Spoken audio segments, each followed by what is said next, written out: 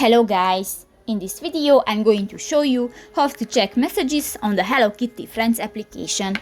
But first of all, I just want to mention, please don't forget to subscribe to our channel, because at 100,000 subscribers we are going to show you our YouTube revenue statistics and growth strategy, how to make money online. So let's jump into it. First of all, open the application on your device. This will take a few minutes when the application is uploading. Click to the Start button and you can find the tip when the application is loading.